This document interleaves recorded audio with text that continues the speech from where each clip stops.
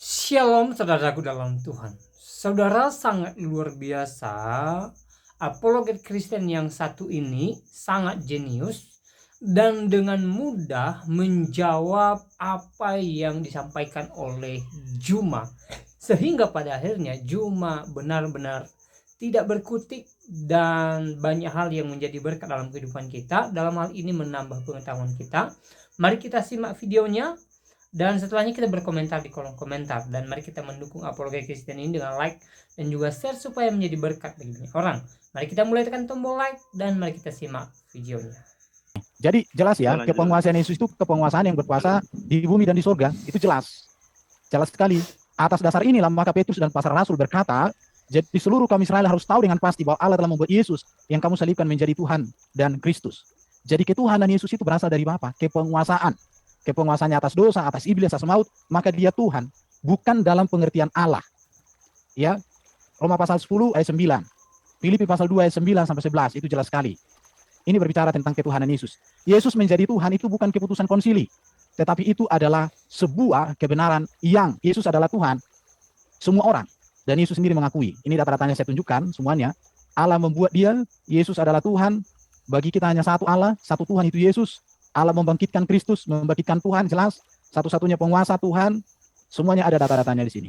Oke, ayat ini menjelaskan Yesus adalah Tuhan. Namun ia Tuhan karena Allah membuat Yesus menjadi Tuhan.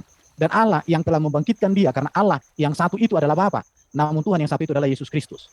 Itu jelas sekali. Alkitab menggunakan istilah Allah yang dikenakan kepada Bapa yang Maha Esa, satu-satunya Allah yang benar. Sedangkan istilah Tuhan untuk Yesus Kristus yang diangkat Allah. Itu jelas.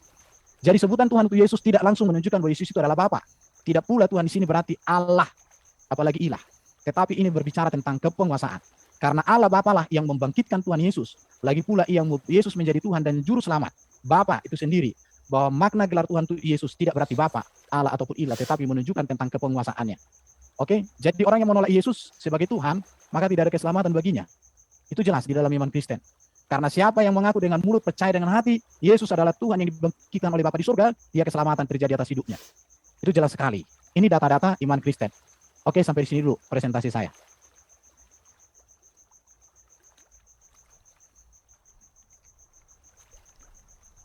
Kembali ke moderator. Bro Justin. Moderator. Oke, gua ambil alih. Tadi gua hitung itu airband 9 menit ya habisnya. Gurunda silakan opening statement 9 menit juga. Dari 832, silakan. Baik, bismillahirrahmanirrahim. Assalamualaikum warahmatullahi wabarakatuh. Terima kasih atas paparan dari saudara kita dari pihak Kristen ya, bahwa kemudian Yesus itu adalah Tuhan menurut paparan tadi. Sangat disayangkan kemudian Tuhan yang dimaksud dalam bahasa Indonesia yang kita imani saat sekarang, yang kita pahami sekarang ini, Tuhan itu artinya adalah pencipta langit dan bumi. Kalau kemudian Tuhan dalam perspektif yang digambarkan oleh saudara kita yang tadi, berarti nggak ada masalah sejauh Yesus itu dianggap hanya sebagai utusan Tuhan. Tapi kalau dianggap sebagai Tuhan, sebagaimana yang kita lihat faktanya di gereja-gereja, Yesus didudukkan sebagai sembahan, disitulah kekeliruan yang terjadi. Bilangan 23 nomor 19, Tuhan bukanlah manusia atau anak manusia. Jadi apapun konsep Tuhan yang kemudian diuraikan tadi, dia bukan anak manusia dan bukan manusia. Sementara Yesus adalah manusia dan dilahirkan oleh manusia. Berarti Tuhan di sini, dalam arti kata pencipta langit dan bumi, Yesus tidak memiliki ruang di sana. Lalu kemudian, di dalam pengabaran yang dijelaskan di dalam kitabnya teman Kristen, ketika berbicara mengenai konsep Yesus ini adalah Tuhan ataupun bukan, bahkan di dalam Lukas 19:18, nomor 19, ya, Yesus sendiri menyangkal bahwa dia adalah Tuhan. Yesus berbicara kepada seorang pria yang memanggilnya baik, lalu bertanya kepadanya, mengapa kau menyebut saya baik? Tidak ada yang baik kecuali Tuhan sejati, Tuhan saja maksudnya. Artinya kalau kita melihat daripada apa yang diurai oleh saudara Erben, ya, bahwa Yesus itu adalah Tuhan, maka kami sah-sah saja memanggil Yesus itu Tuhan. Tapi sangat disayangkan, hal ini tidak boleh dibiarkan. Dalam arti kata, memaparkan Tuhan dalam arti kata utusan itu nggak bisa dibiarkan. Karena Tuhan menurut rasa bahasa Indonesia adalah pencipta langit dan bumi. Nah, nanti kalau kita mengatakan, oh iya ternyata nggak apa-apa Yesus dipanggil Tuhan dalam arti kata ternyata utusan, tapi pada prinsipnya itu hanya dipakai untuk membungkus diri. Di dalamnya adalah penyembahan terhadap Yesus yang justru dianggap sebagai pencipta langit dan bumi yang nusul menjadi manusia. Nah, Yesus sendiri tidak pernah mengajarkan dirinya adalah Tuhan. Di dalam Bible, kitabnya teman Kristen, jelas di dalam Yohanes 14 nomor 28, di situ diterangkan bahwa Bapakku lebih besar daripada aku.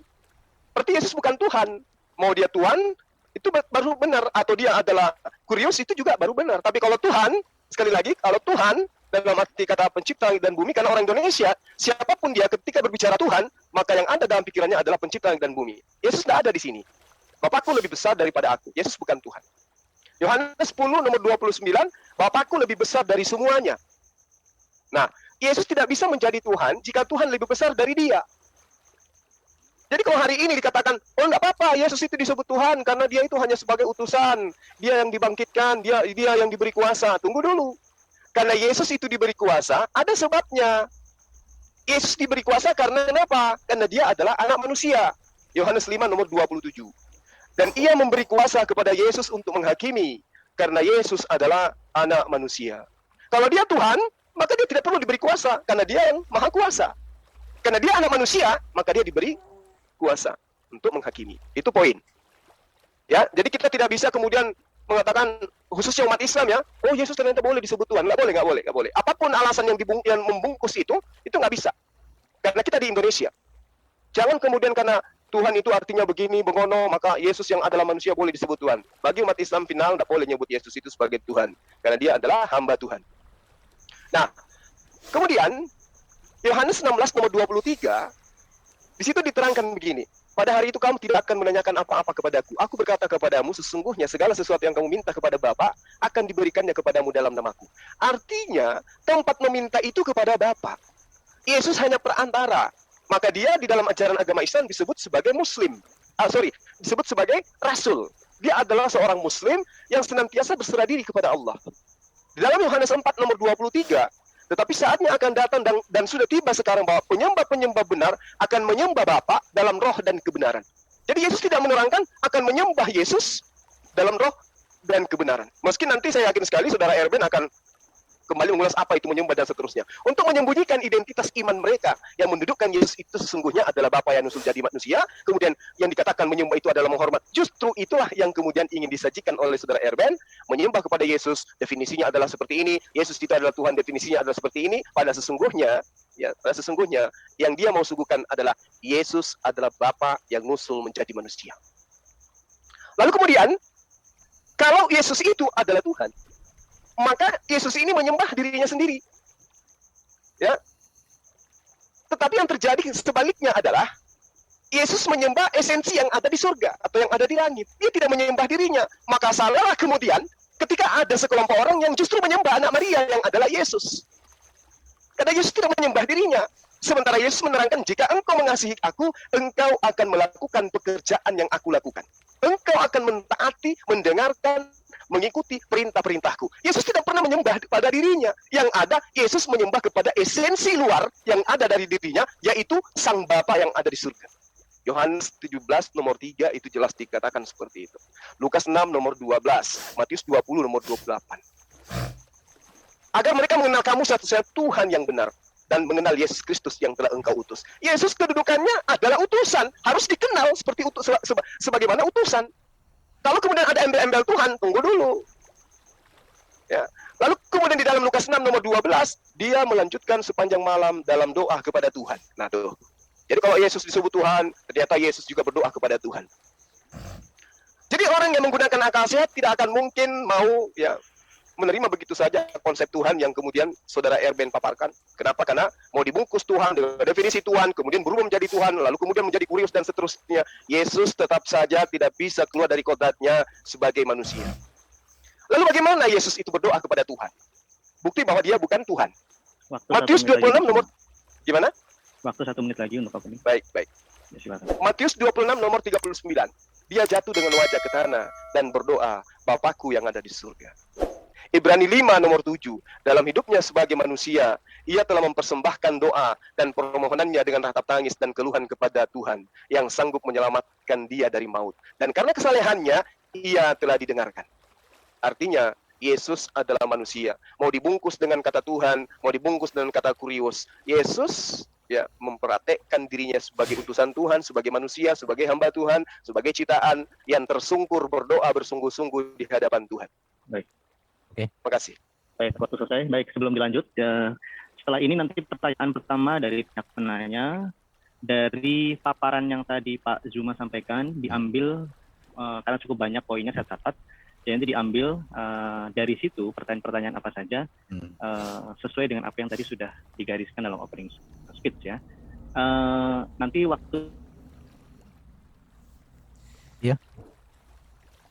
Bro Edo suaranya putus-putus. Bro Justin. Aduh, maaf. Oke. Suara saya udah masuk lagi ya? Sudah. Sorry. Jadi waktu bertanya 1 menit saja, pertanyaan utama dulu. Oke. Nanti Pak Erwin langsung jawab. Jadi begini, saya ingatkan lagi, Pak Zuma mohon nanti sedikit dikurangi untuk judgement ke arah doktrin kekristenan, karena itu menjadi domain dari pihak Kristen untuk menjelaskan. Tapi tadi masih bisa diterima di opening sebagai bentuk untuk dalam tanda kutip ya, debat akademis kritis gitu, menggugat tidak masalah. Tapi nanti batasi saja pada pertanyaan, bukan penilaian. Nanti biarkan dari pihak Kristen yang menjelaskan menurut akidah atau doktrin Kristen. Waktu untuk Pak Zuma memberikan pertanyaan awal, silakan Pak Zuma. Saya aja dulu, Bro. Boleh Nah, saya? ini Oh ya, oke. bertanya dulu, bertanya dan menanggapi. Silakan. Oke. Dari opening yang tadi saya sudah catat. Saya ulangi, Pak Erben menyampaikan makna kata Tuhan dalam Alkitab dan makna kata Tuhan dalam KBBI, penggunaan kata Kyrios dalam Alkitab, dan yang terakhir adalah makna ketuhanan Yesus Kristus dalam Alkitab. Kemudian Pak Zuma menyampaikan kekeliruan Kristen tentang penyembahan kepada Yesus, penekanan bahwa Allah bukan manusia, penekanan bahwa Bapa lebih besar daripada Yesus, penekanan bahwa Yesus diberi kuasa karena dia anak manusia untuk menghakimi, kemudian penyembahan kepada Bapa. Yang terakhir sedikit ada statement mengenai apakah Pak Erben ingin menegaskan bahwa Yesus adalah Bapa. Yesus tidak menyembah dirinya. Jadi itu poin-poin yang bisa saya catat. Jangan keluar dari situ. Silakan dari Pak Zuma dulu memberikan pertanyaan awal. Silakan Pak Zuma. Oke, baik. Di dalam Kisah Para Rasul 2 nomor 24, di situ menerangkan Boleh Allah... ditunjukkan datanya Pak Zuma? Sebentar Pak Erben. Oke. Sorry. Nanti data bisa kami fasilitasi. Silakan Pak Zuma lanjutkan pertanyaannya. Ya, Kisah Para Rasul 2 nomor 24 diterangkan Allah membangkitkan dia dengan melepaskan dia dari sengsara maut, karena tidak mungkin ia tetap berada dalam kuasa maut itu. Yang ingin saya tanyakan, yang dibangkitkan di sini manusia atau Tuhan? Silakan. Baik. Jadi tadi mohon diulangi Pak Zuma untuk Kisah Rasul 2 ayat 24 ya. Siap. Oke, kita sebelum dijawab kita buka datanya dulu. Mungkin saya bisa bantu share ya untuk... Iya, sambil moderator bantu share, ini aku infokan ya teknis. Kita nggak perlu timer ini 8.45, habisnya nanti di 11.45 ikhwah dan juga saudara-saudari kekristenan. Nah, ini moderator akan memandu jika terjadi berbenturan suara. Iya, silakan lanjut. Oke, Saya saya bisa- share dulu. Oke, udah saya share, Bro. Oh, silakan. Jadi Kisah Rasul 2 42. Oke, perhatikan di sini ya. Betul nih, Kisah Rasul 2 ini. Kisah Rasul 2 ayat 24 ya. Kisah Rasul 2 ayat 24. Ya. Tetapi Allah membangkitkan dia, itu Yesus, dengan melepaskan dia dari sengsara maut, karena tidak mungkin ia tetap berada dalam kuasa maut itu. Ini menegaskan bahwa Yesus yang adalah Tuhan dibangkitkan oleh Allah. Makanya tadi saya katakan Allah dan Tuhan itu beda. Itu yang harus dipahami di sini. Jadi bukan Allah membangkitkan Allah, tetapi Allah membangkitkan Yesus yang adalah Tuhan, penguasa itu, Kurios. Kalau orang Inggris bilang Lord. Jadi God membangkitkan Lord. Theos membangkitkan Kurios. Bukan Tuhan membangkitkan Tuhan. Atau Allah membangkitkan Allah, bukan itu. Tapi Allah membangkitkan dia, Yesus, yang adalah manusia, yang diberikan gelar kepenguasaan sebagai Kurios, Tuhan. Itu artinya di sini. Terima kasih. Oke. Sebentar dulu Pak. Masih ada waktu 25.1 Pak Erben. Iya, saya pikir sudah sangat jelas. Dan ini menegaskan bahwa Yesus bangkit yang menyatakan bahwa maut sudah dikalahkan.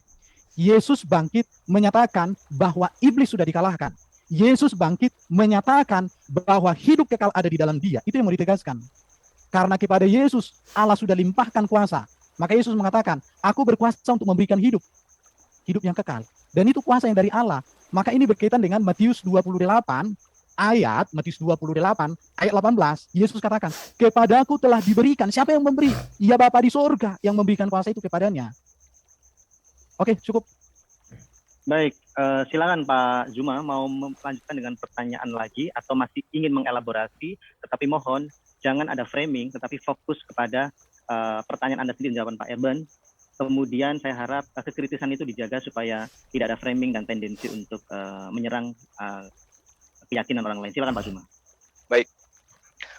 Oke, terima kasih Bang Erben. Berarti yang dibangkitkan di sini adalah Yesus. Yang melepaskan Yesus dari sengat maut adalah Bapa.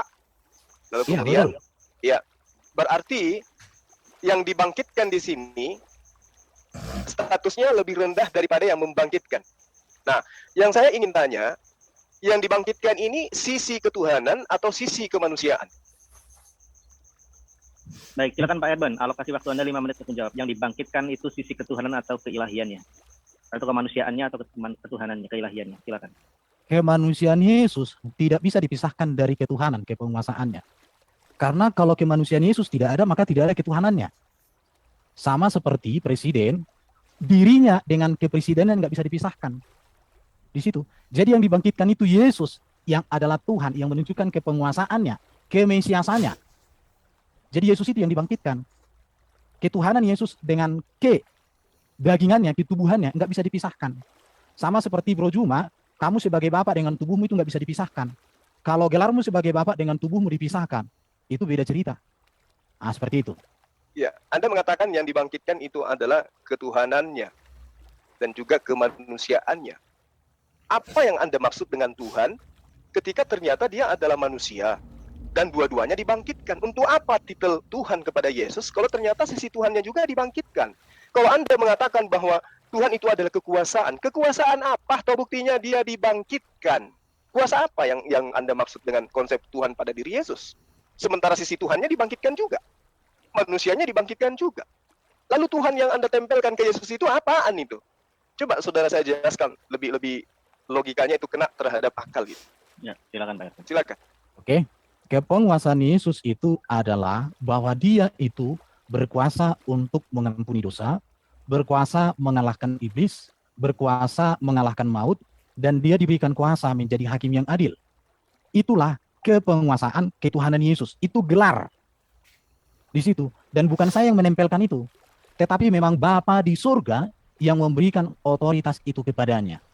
Matius 28 ya, saya bacakan ini. Matius 28. Kita lihat dengan data ini. Matius 28 ini ya, supaya kita ada data di sini. Matius 28. Ini ayat yang sangat luar biasa dan saya cinta ayat ini. Dikatakan begini sama Yesus ya. Kepadaku telah diberikan oleh Bapa di surga segala kuasa di surga dan di bumi. Jadi orang Kristen melihat Yesus itu kepenguasaannya, itu terlihat kok dalam kedatangan yang pertama. Apa itu? Yesus menghidupkan orang mati. Yesus menyembuhkan berbagai penyakit. Yesus meneduhkan badai. Pertanyaannya adalah, adakah manusia yang Allah berikan otoritas sebegitu luar biasa selain kepada Yesus? Tidak ada. Hanya Yesus yang Allah berikan kuasa untuk mengampuni dosa. Hanya Yesus yang Allah berikan kuasa menang atas maut, atas iblis, dan menjaminkan hidup yang kekal. Apakah kuasa seperti ini perlu dilakukan lagi? Ini lebih dari cukup untuk memastikan Yesus adalah Tuhan, penguasa, tetapi bukan dia Bapa itu sendiri. Saya pikir ini jelas. Terima kasih. Silakan Pak Zuma. Ingin beralih ke pertanyaan lain atau masih menyambung dari yang tadi? Masih nyambung. Silakan. Jadi seindah apapun uraian kata demi kata yang Anda susun, tetap saja Yesus itu diberi. Artinya tidak layak duduk sebagai Tuhan karena dia adalah oknum yang diberi. Di dalam Yohanes 4 nomor 34, Yesus memang harus melakukan kehendak Tuhannya. Karena Yesus mengatakan, itulah makananku, adalah melakukan kehendak dia yang mengutus aku dan menyelesaikan pekerjaannya. Siapapun yang diutus oleh Tuhan akan berlaku sesuai dengan apa yang Tuhan inginkan kepada dia. Membangkitkan orang mati, ya. Karena itu memang adalah posisi dia sebagai utusan Tuhan. Tetapi tidak kemudian merubah posisi dia menjadi Tuhan itu sendiri. Ya, jadi kalau sahabat saya mengatakan Yesus dibangkitkan, diberi kuasa di bumi dan seterusnya, kuasa apa yang diberikan? Tidak ada yang di antara kekuasaan itu yang diberi itu yang merubah posisi dia yang tadinya manusia berubah menjadi Tuhan. tetap aja manusia. Kekuasaan apapun, bahkan kalau saya boleh mengatakan, apapun yang ditunjukkan Yesus ketika dia datang kepada Bani Israel, semata-mata ya, tidak lain dan tidak bukan hanya untuk menunjukkan kepada Bani Israel bahwa dia adalah utusan Tuhan, bukan Tuhan itu sendiri. Nanti di Anda baru Yesus berubah menjadi Tuhan. Nah, Benar. pertanyaan saya, ya, Ya, silakan langsung ke pertanyaan Pak Zuma. Jadi dikurangi porsi kesimpulan karena nanti itu bisa menjadikan tidak produktif karena Pak Erben akan mengulangi lagi karena saya catat tadi yang Anda sampaikan. Jadi fokus kepada pengembangan pertanyaan, minimalisir untuk menyimpulkan sesuatu karena nanti bisa dianggap kita melakukan framing atau logical. oke. Tolong yang baru masuk di mute ya. Ya baik, silakan Pak Zuma, fokus ke pertanyaan. Silakan. Terima kasih.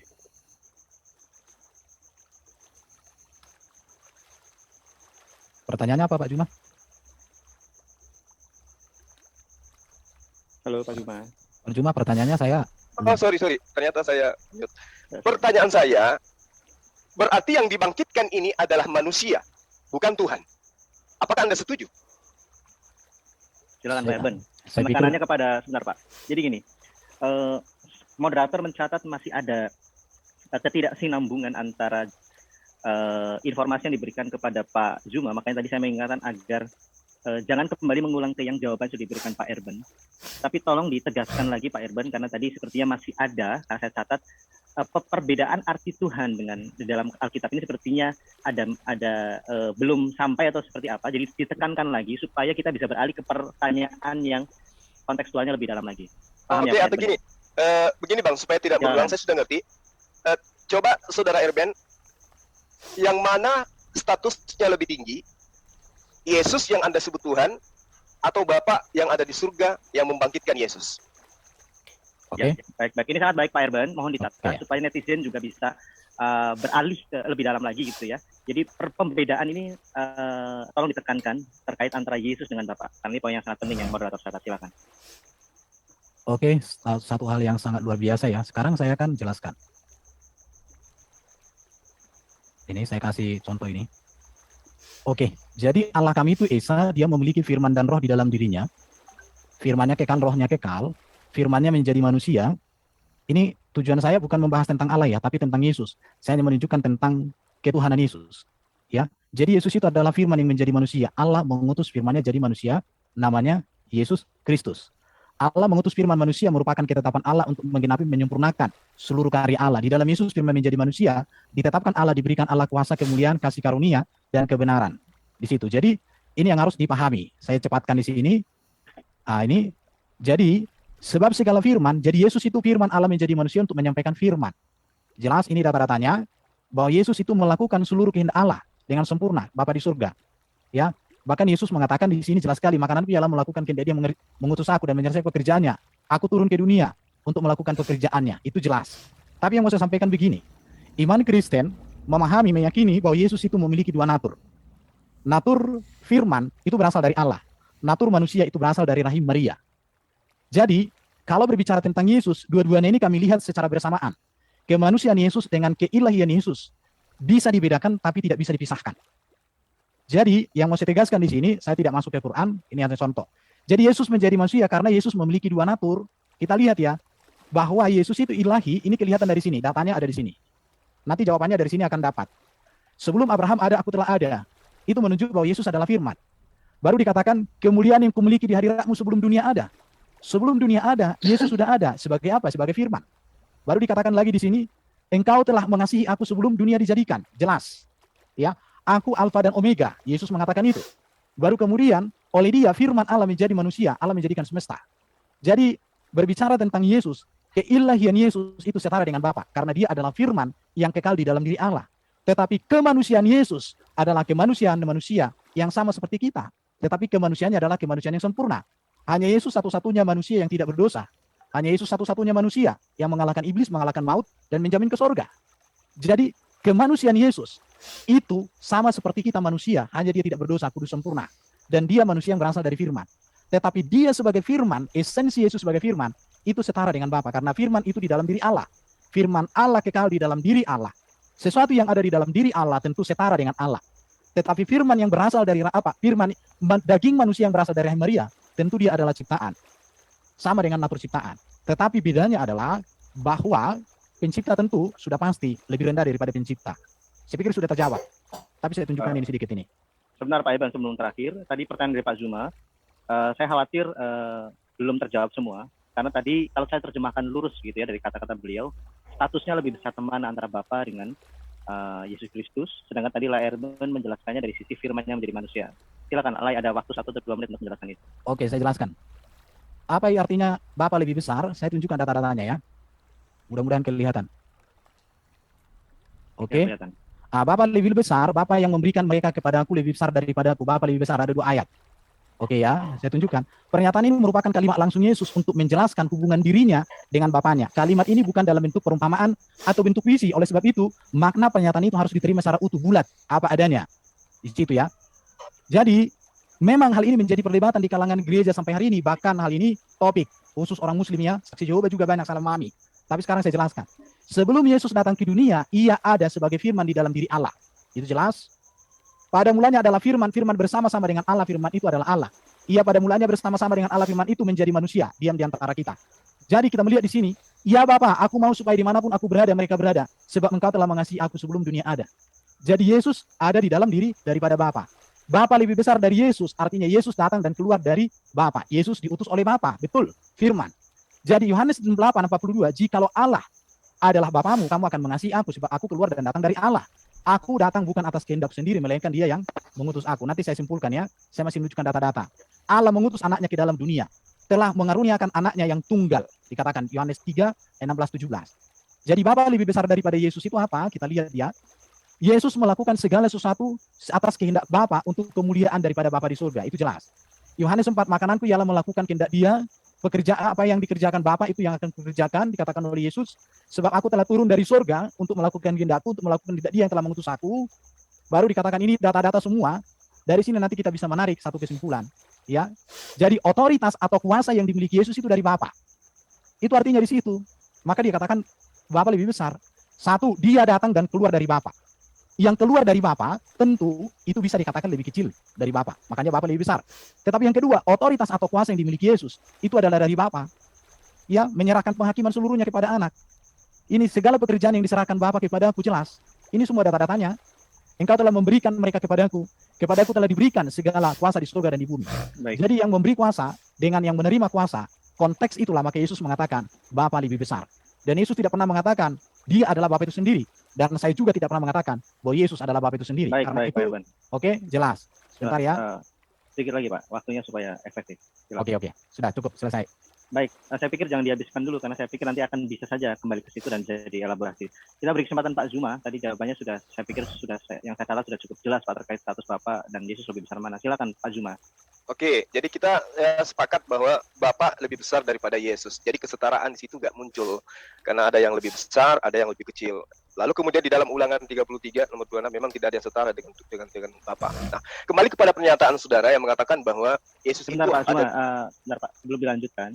Mohon jangan ada kesimpulan yang belum dikonfirmasikan kepada penjelasan. Dalam catatan saya tadi Pak Erben menjawab sudah membahas mengenai kesetaraannya. Jadi mungkin beralih lagi ke pertanyaan lain atau jangan memberikan kesimpulan di situ dulu supaya nanti tidak mentah lagi dan bingung lagi. Silakan Pak Zuma. Saya hanya mengatakan dalilnya ulangan 33 nomor 26 tidak ada yang setara dengan Tuhan. Ya, silakan Nanti pertanyaan. tinggal saudara Erben yang mau melilit silakan aja. Nah, Anda mengatakan Yesus ada 2 natur. Yesus itu adalah firman yang nusul menjadi manusia. Pertanyaan saya, apakah ketika Yesus dibangkitkan, firman juga dibangkitkan? Silakan. Silakan Pak Erben.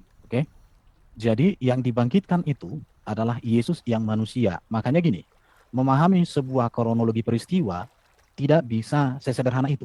Perhatikan ya, Allah Esa memiliki firman. Firman menjadi manusia. Manusia Yesus mengalami kematian. Maka manusia Yesus ini dibangkitkan. Ingat, hakikat Yesus sebagai firman itu kekal. Tetapi hakikat Yesus sebagai manusia pernah mengalami mati. Yang dibangkitkan itu adalah kemanusiaan sang firman. Itulah yang dibangkitkan. Itu pemahaman Kristen. Jadi tidak dipisahkan antara keilahiannya, keberadaannya sebagai firman dengan kemanusiaannya. Tetapi kalimat orang Kristen adalah kemanusiaan sang firman yang menjadi manusia ini dibangkitkan oleh Bapa di surga. Bahkan setelah Yesus dibangkitkan, dia masih menampakkan diri 40 hari, mengajar, masih melakukan banyak karya. Kemudian dia naik ke surga, menyediakan tempat bagi kita. Jadi ini menunjukkan bahwa Bapa membangkitkan Sang Firman yang menjadi manusia. Itu kalimatnya. Karena orang Kristen tidak diajar untuk memecah-mecah pribadi Yesus ini, tidak. Karena keberadaannya sebagai firman dengan keberadaannya sebagai manusia, satu di dalam pribadi Yesus itu. Bisa dibedakan, tidak bisa dipisahkan. Saya pikir ini jawaban saya. Silakan Pak Suma. Berarti yang Kembali dibangkitkan, pertanyaan lain atau masih dielaborasi? Silakan. berarti yang dibangkitkan firman juga yang dibangkitkan. Yesus dibangkitkan, firman dibangkitkan. Kalau Anda mengatakan firman tidak dibangkitkan, lalu firmannya kemana? Saya pikir jawaban saya sudah jelas. Kalau Anda tidak memahami lagi, saya pikir ganti pertanyaan saja daripada saya ulang-ulang. Cukup Jangan jelas. Pak Erben. Saya pikir begini Pak Erben, kewajiban Anda untuk menjawab, jadi tidak masalah. Jadi luangkan waktu untuk menjawab lagi. Mungkin dengan cara menjawab yang berbeda, meskipun harus mengulang. Silakan Pak Erben dijawab. Apakah firman itu yang dibangkitkan dengan kemanusiaannya? Jadi firman dengan kemanusiaan Yesus itu bisa dibedakan, tapi tidak bisa dipisahkan. Jadi yang dibangkitkan itu adalah tubuh dari Sang Firman yang menjadi manusia itu. Tubuhnya, tubuh Sang Firman, tubuh Firman yang menjadi manusia itu yang lengkap. Karena nanti kalau kita Firman sendiri yang mana? Firman, jangan dipotong dulu. Silakan Pak Erben. Firman menjadi manusia, ini harus disatukan kalimatnya. Karena kemanusiaan Yesus tidak dipisahkan dari hakikatnya sebagai Firman. Oke? Berarti yang dibangkitkan firman. Firman yang menjadi manusia itu, kemanusiaan Yesus itu Ya, dibangkitkan. berarti firman ini telah berubah menjadi manusia. Berarti firman sudah menjadi manusia. Berarti yang dibangkitkan adalah firman dalam rupa manusia. Firman yang menjadi manusia itulah yang dibangkitkan. Oke, Baik, berarti mungkin seperti ini. Sebentar Pak Suma, sebentar. ya, Pak Erben, Pak Zuma, saya mencoba memberikan frase untuk penengah begitu ya, supaya saya tidak masuk ke substansi, tapi tadi saya mencatat terkait tentang hakikat. Jadi mungkin yang Pak Zuma maksud ya, mungkin ini, semoga bisa membantu. Apakah natur firman yang ilahi itu ada dalam satu hakikat kemanusiaannya? Jika kita analogikan dari benda cair menjadi benda padat, yang firman itu adalah roh menjadi manusia, sehingga Pak Erben mungkin jawabannya bisa lebih mengenal lagi. Karena yang dikhawatirkan nanti ada kebingungan di para pendengar terkait pertanyaan Pak Zuma tadi dan jawaban Pak Erben. Firman apakah itu dibangkitkan bersama kemanusiaannya? Firman tidak dibangkitkan karena kan firman kekal. Yang dibangkitkan itu adalah tubuh kemanusiaan dari Sang Firman. berarti firman nggak jadi manusia dong kalau dia kekal. Saya sudah jelaskan firman menjadi manusia. Kalau kamu katakan bahwa firman tidak menjadi manusia, buktinya tubuh Yesus ada. Buktinya Nah, itu Maria dia. melahirkan dari wanita perawan, artinya Oke, ya ada sesuatu hal yang harus dipikirkan di situ. berarti firman ini sudah tidak ada karena dia sudah menjadi manusia. Firman yang mana dulu nih? Ya, yang Anda katakan firman telah menjadi manusia itu. Nasi telah menjadi bubur, berarti sudah tidak ada nasinya, sudah jadi bubur. Oh, di dalam ajaran Kristen tidak seperti itu. Lalu Karena yang menjadi Yesus ini apa? firman Allah itu kekal. Saya kasih contoh gambaran. Ketika Allah menyampaikan firman yang menjadi Quran, Allah tidak kehilangan firman. Atau Ya. ketika Quran sobek, bukan berarti firman sobek. Seperti itu Sebentar Pak konteksnya. Erben, jangan menggunakan paralelistik ke Quran, tetapi yang lain saja. Begini, mohon maaf moderator. Sebentar Pak Zuma, sebentar. Berikan kesempatan Pak Erben untuk mengkonstruksi jawabannya. Saya pikir seperti itu dulu Pak. Nanti kalau Pak Erben sudah berhenti baru dilanjutkan. Silakan Pak Erben. Jadi itu Sang Firman itu sebagai imam kemanusiaan Yesus yang menjadi korban yang sempurna. Firman itu tidak dibangkitkan, firman tersebut tidak berubah wujud. Ya, tetapi dikatakan mengambil rupa manusia, Filipi pasal 27. Ya. Jelas. Oke. Jadi bukan firman itu apa? Jadi ke apa? Berubah dari A jadi B, bukan begitu. Tapi firman itu mengambil rupa manusia di dalam diri Yesus. Kalau ibaratnya Tidak. dikaitkan di konteks PL, ada namanya teofani. Teofani itu adalah penyataan diri dari Sang Firman yang hadir dalam rupa manusia. Jadi di dalam PB, di dalam Ibrani pasal 1, firman itu mengambil rupa wujud manusia. Namanya Yesus. Itu ya. Jadi firman tidak pernah hilang dan tidak pernah berubah. Tapi firman itu kekal. Tetapi firman yang mengambil rupa manusia itu, itulah yang mengalami kematian, rupa manusianya, dan inilah yang dibangkitkan oleh Allah, oleh Bapa itu. Saya belum paham, Saudara Eben. Anda mengatakan firman tidak berubah, tapi Ya. data di kitab Anda mengatakan firman itu telah menjadi manusia. Iya. Firman Maksudnya menjadi yang berubah manusia. menjadi mengambil- manusia ini firman atau memang betul-betul manusia? Filipi pasal 2 ayat 7 dikatakan, firman itu mengambil rupa manusia. Ya. Mengambil rupa manusia berarti Yesus ini diambil rupanya gitu. Lalu diapakan? Dijadikan menjadi firman atau dijadikan menjadi manusia, atau memang manusia Yesus ini manusia yang dibangkitkan manusia? Kan datanya firman telah menjadi manusia. Wujud firman itu sendiri seperti apa menurut saudara Erben? Firman itu kan kalau bahasa Yunaninya kan itu logos, tapi kan kita tidak berbicara ke sana, kita berbicara konteksnya kan ketuhanan Yesus sebenarnya. Jadi Ya, nanti, Pak Irban, sebentar ya. Pak Irban. Saya pikir sangat berkorelasi. Jadi oh ya, oke. disampaikan saja, tetapi Oke. nanti moderator mencoba untuk memberikan waktu supaya beralih ke pertanyaan lain. Jadi tadi dari Pak Zuma, poinnya saya pikir sangat bagus. Antara keilahiannya yang Anda sebutkan tadi sebagai adalah firman, apakah ada perubahan dari hakikatnya? Dan tadi Pak Zuma sempat mengatakan apa sebenarnya hakikat firman itu? Apakah roh atau manusia itu? Silakan Pak Irban. Oke, jadi gini bro ya, apa itu firman? Firman itu kan logos, ilmu, pikiran, hikmat, pengetahuan Allah yang maha kuasa kekal. Dan itu ada di dalam diri Allah, Yohanes pasal 1. Jadi firman menjadi manusia ini personalisasi konkret dari yang abstrak, menjadi realita konkret. Jadi firman yang tak bisa dilihat oleh mata, mengambil rupa manusia, sehingga bisa kita lihat, bisa kita teladani, bisa kita rasakan. Dan ini yang disebut dengan pewahyuan atau penyingkapan. Allah mewahyukan dirinya melalui firman-Nya yang hadir di dunia ini menjadi manusia. Maka bagi orang Kristen, Yesus itu dia adalah firman yang menyatakan diri sebagai manusia, mengajarkan firman, meneladankan firman, dan menggenapi seluruh firman Allah di dalam kitab Perjanjian Lama. Jadi di sini kita melihat yang transenden itu menjadi dapat dilihat dalam imanensinya. Oke? Jadi ini dari yang transenden yang tak kelihatan, maka bisa jadi terlihat dan ini bisa diimani. Apa bahasannya ini ya? Imanen itu artinya hadir di tengah-tengah manusia, hadir di tengah-tengah ciptaan. Jadi sang firman itu bukan jauh lagi, bukan di dalam diri Allah tok lagi dia, tetapi dia hadir di dunia ini untuk menyatakan kehendak Allah. Maka dikatakan oleh Bapa di surga kan, dikatakan begini, inilah anak yang kukasihi, kepadanya lah aku berkenan. Artinya Allah yang tak terhingga, yang tak terlihat itu, menyatakan seluruh karyanya dan kehendaknya melalui kehadiran sang firman yang transenden menjadi imanen itu, hadir di tengah-tengah manusia ciptaan, firman yang tak terbatas oleh ruang dan waktu, sekarang hadir di tengah-tengah dunia. Tetapi firman itu tetap ada di dalam diri Allah, tidak bisa dikonkretkan di mana-mana, gitu ya bro ya. Baik, Pak Suma, saya pikir jawaban dari Pak Erben sudah sangat jelas.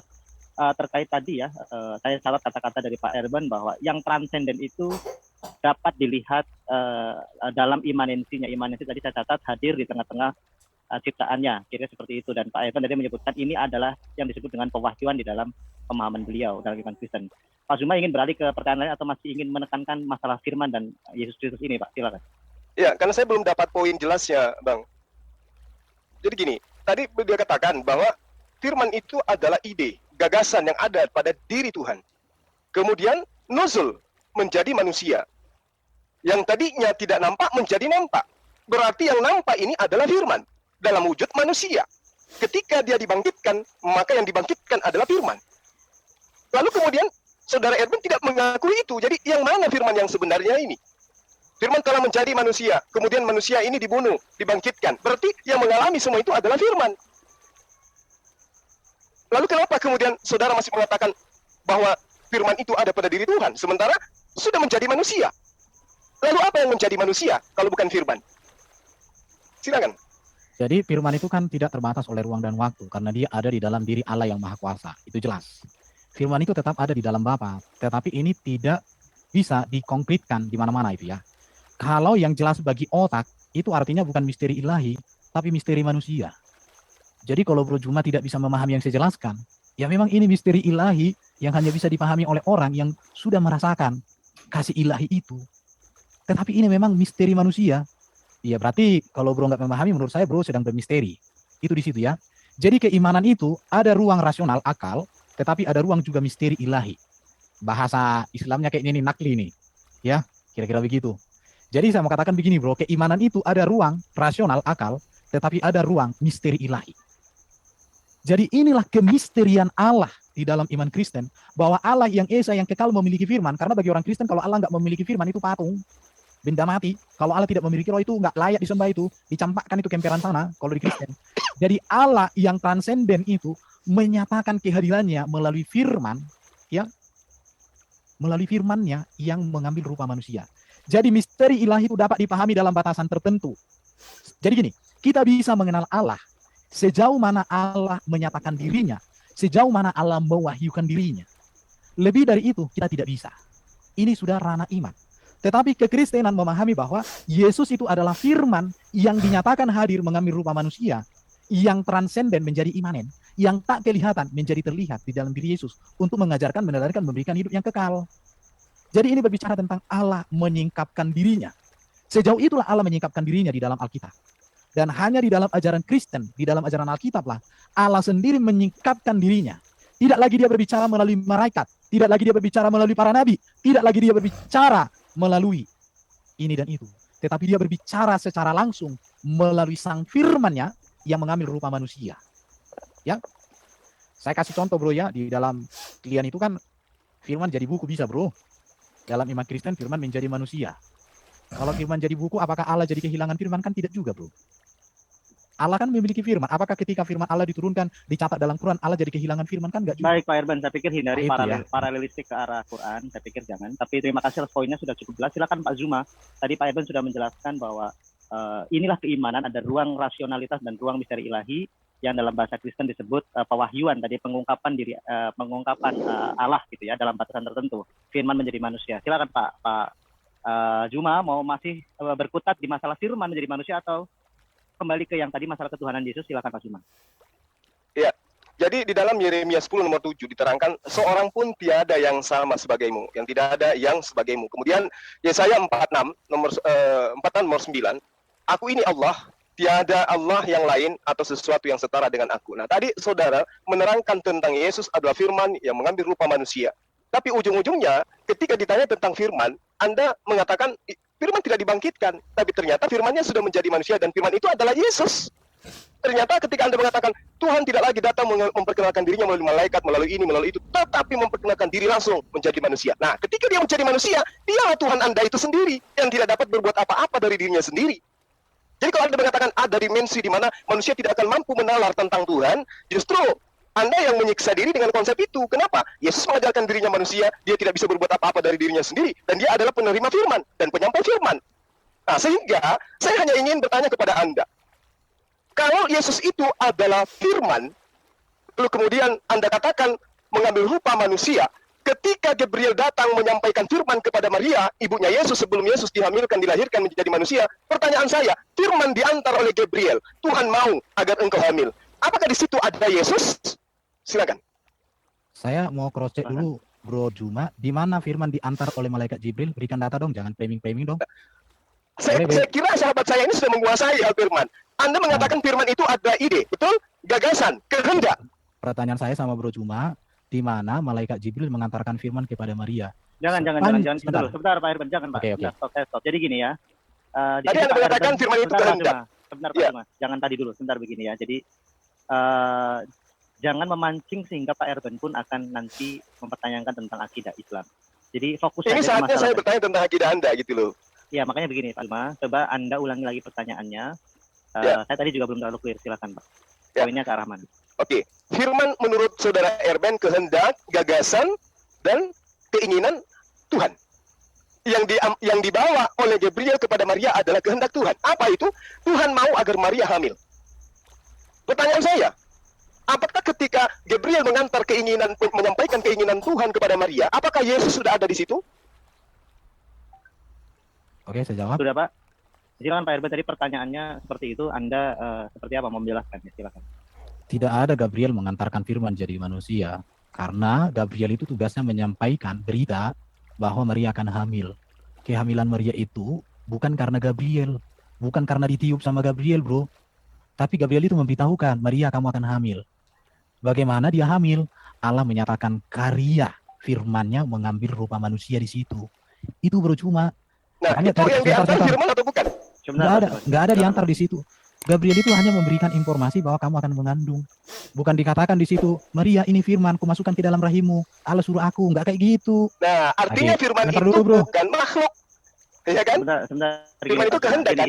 Gini, ketika Anda melakukan interupsi terlalu cepat, itu nanti bisa menjadi bukan pertanyaan tapi semacam interrogation question. Jadi hindari itu. Biarkan lawan di sana Anda mengkonstruksi jawabannya karena tidak mudah mengkonstruksi satu jawaban. Silakan Pak Erben.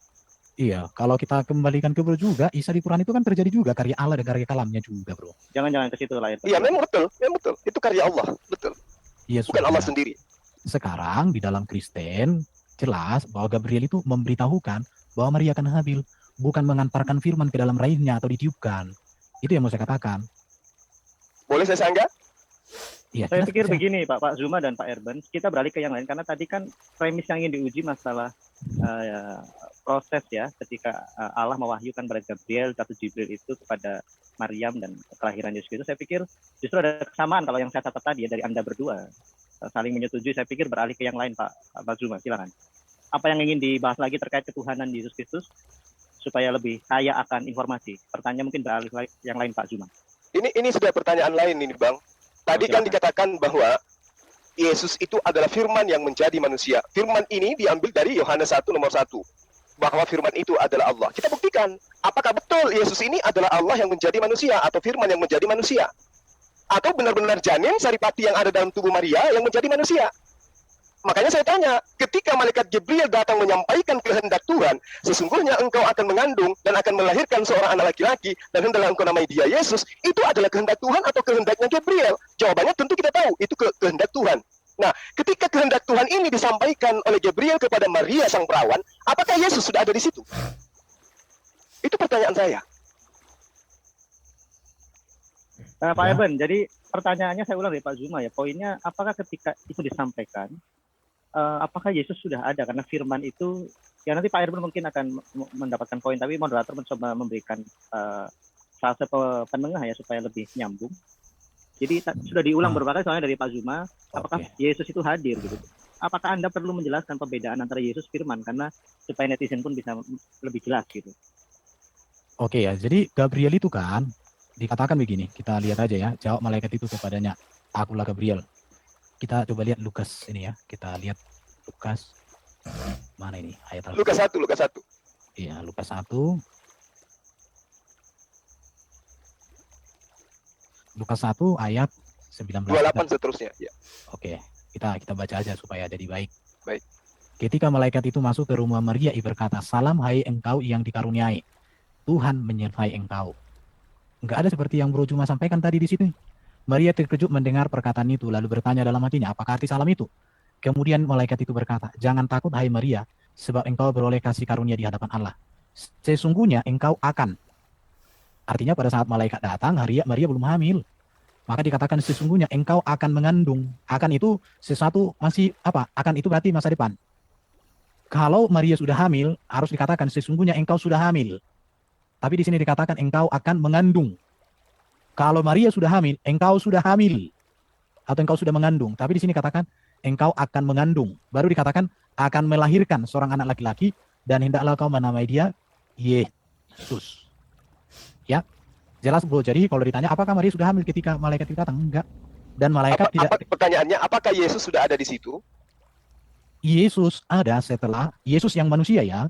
Hakikat kemanusiaan Yesus ada ketika Maria hamil. Pada saat ini kan Maria belum hamil karena dikatakan akan mengandung. Kalau Maria sudah hamil, maka dikatakan sesungguhnya engkau sudah mengandung. Tapi di sini katakan engkau akan mengandung. Tetapi hakikat firman itu kekal. Nah, di sini sudah ada firman atau tidak ada firman? Firman kan kekal, Bro. Di dalam diri Allah kekal. Firman itu Ya, kan bukan ciptaan. pada saat Gabriel datang, ini menyampaikan firman Tuhan atau karangan dia sendiri? Karangan siapa? Karangan Gabriel. Wah, Gabriel atau ini kehendak Tuhan? Aku rasa ini karangannya Bro Juma ini. Ini bukan karangan. Maka dikatakan sesungguhnya engkau sudah mengandung. Tapi di sini katakan engkau akan mengandung. Tetapi hakikat firman itu kekal. Nah, di sini sudah ada firman atau tidak ada firman? Firman kan kekal, Bro. Di dalam diri Allah kekal. Firman itu kan bukan ciptaan. Pada saat Gabriel datang, ini menyampaikan firman Tuhan atau karangan dia sendiri? Karangan siapa? Karangan Gabriel. Wah, Gabriel atau ini kehendak Tuhan? Aku rasa ini karangannya Bro Juma ini. Ini bukan karangan Gabriel lah. Gimana, Bro? Berarti yang disampaikan oleh Gabriel adalah firman Tuhan, betul? Yang disampaikan oleh Gabriel itu adalah kabar baik bahwa Maria akan mengandung. Bukan firman Tuhan. Loh, kabar baik, berita. Gabriel itu tugasnya tahu apa? Menyampaikan kabar baik, menyampaikan Jadi berita. bukan firman Tuhan yang disampaikan oleh Gabriel. Firman Tuhan dalam pengertian itu perkataan Allah. Rema. Oke. Ya. Nah, apakah Saya pikir sudah jelas Pak Zuma. Oke. Saya pikir sudah jelas Pak Erben. Saya khawatir kita tidak beralih ke hal yang lebih esensi, yaitu tentang ketuhanan Yesus, Pak Zuma. Atau Anda ingin tetap berada pada hal ini? Kalau memang Eh, Anda anggap ini penting. Artinya gini, Bang, Yesus itu Tuhan, tapi ternyata saudara Ebel mengatakan di sini belum ada Yesus karena ibunya belum hamil. Jadi sisi ketuhanannya itu sudah gugur di situ. Karena ternyata Yesus itu adalah hal baru, dia adalah ciptaan. Sebentar Pak Yesus Jumat, dalam ya. catatan saya tadi ketika melihat Anda berdua ini tektok begitu, yang saya catat baik pertanyaan dan jawaban Pak Erben tadi sebenarnya sudah ada statement dari beliau bahwa keilahiannya itu kekal, berada dalam diri Allah, dan kemanusiaannya itu dari yang tadi ayat ditunjukkan itu akan mengandung, kalau saya mencoba terjemahkan membantu Anda berdua, itu artinya akan dilahirkan, akan mengandung dan akan dilahirkan, kira seperti itu kemanusiaannya. Tetapi Ya, kalau jika Pak Zuma tadi masih berkutat di situ Pak Erben, saya Oke, khawatir saya- dari Pak Zuma nanti ada pengertian bahwa firman itu bernama Yesus mungkin, atau seperti apa ya kira, supaya kita juga yang di sini tidak berkutat terus di poin ini. Mohon diselesaikan. Jadi iman Kristen itu begini bro, cuma ya, keilahian Yesus yang adalah firman tidak berawal, itu ada di dalam diri Allah kekal. Tetapi kemanusiaan Yesus itu berawal ketika dikandung dan dilahirkan di dalam rahim Maria. Itu data Alkitab. Oke, di sini permasalahannya. Makanya tema ini Anda angkat sebagai ketuhanan Yesus. Inilah tema intinya sebenarnya. Ketika Anda mengatakan sisi keilahian Yesus, bagaimana mungkin kemudian Anda mengatakan sisi keilahian Yesus sementara Yesus adalah manusia? Bagaimana mungkin manusia punya sisi keilahian? Yang ilahi tetap ilahi, Yesus tetap manusia, nggak bisa berubah. Coba kita lihat dalam Kolose 1 nomor 15. Ia adalah gambar Tuhan yang tidak kelihatan, yang sulung, lebih utama dari segala yang diciptakan. Kalau itu dilarikan kepada Yesus, Yesus tetap hanya ciptaan. Apakah sang Bapa ini ciptaan? Apakah Bapa ini punya sisi kemanusiaan? Coba Anda uraikan. Punya enggak pencipta langit dan bumi ini sisi kemanusiaan? Oke, Silakan. sebentar ya. Bro tadi kutip dari Kolose berapa bro? Kolose 1 nomor 15. Oke, bentar ya. Saya cari materi saya sudah pernah gali itu. Oke, saya tunjukkan sama bro supaya penonton teredukasi. Ya silakan Pak Erben, ambil waktu Anda untuk mencari ya. Mungkin Udah. yang sambil ngopi-ngopi, Oke. yang mau pesan gorengan. Ia pesan adalah- gorengan, silakan. Ia adalah gambar Allah yang tidak kelihatan, yang sulung, lebih utama dari segala yang diciptakan. Ini beberapa bentuk terjemahan, ya. Ini Kristus adalah anak yang sulung lebih utama dari segala yang diciptakan. Ya, ini beberapa.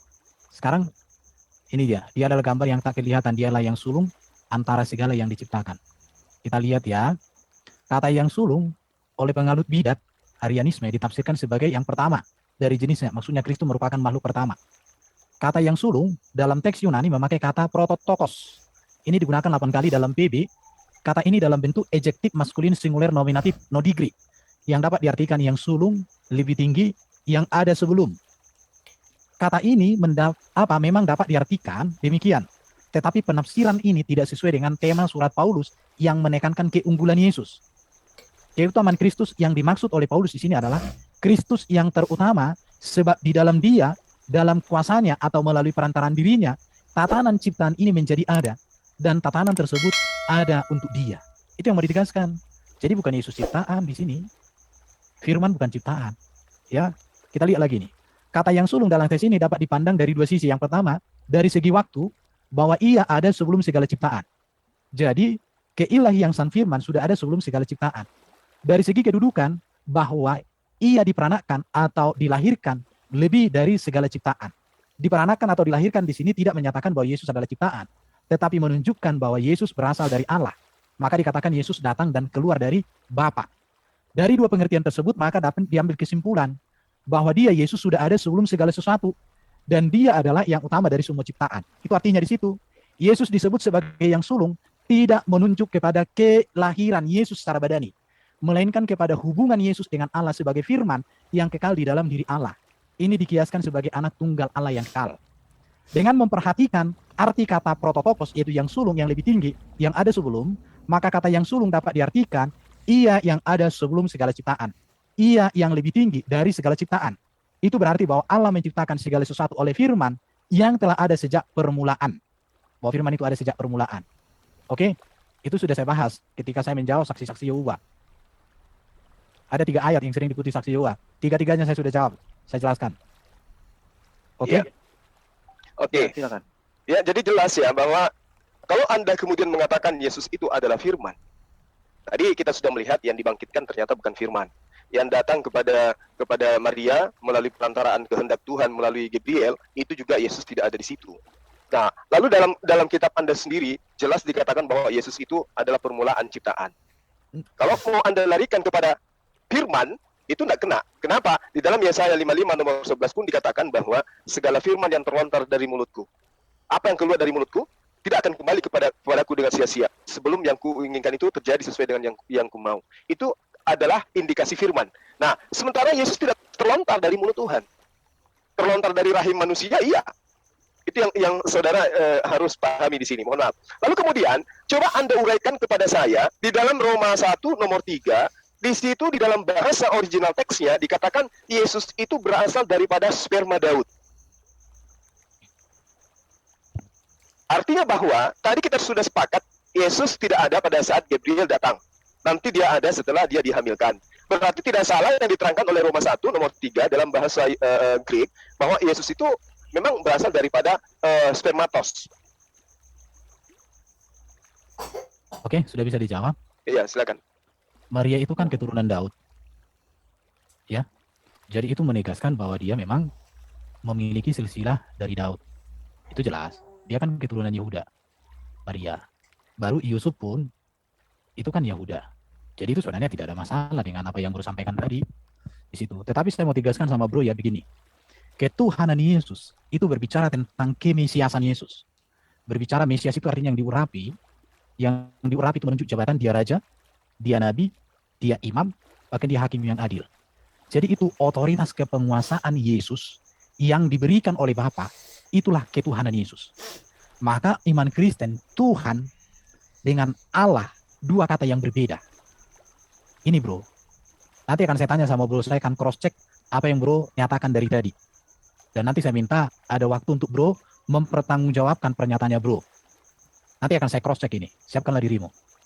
Ya, silakan aja Anda buka, ya, buka aja original teks kitab Anda, Roma 1 nomor 3, di situ dikatakan Yesus itu spermatos dari Daud itu sendiri.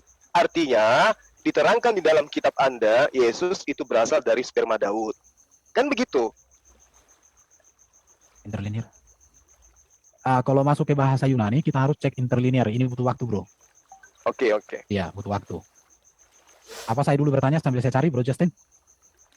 Enggak, saya pikir kalau tadi ini larinya kan dari kolose yang satu itu sudah selesai ya Pak Zuma ya. Jadi larinya ke masalah yang tadi benih kemanusiaan Yesus gitu ya Pak Erben ya Pak Zuma, kalau saya tidak salah catat ya. Oke, yang saya lagi cari ini. Roma pasal berapa tadi?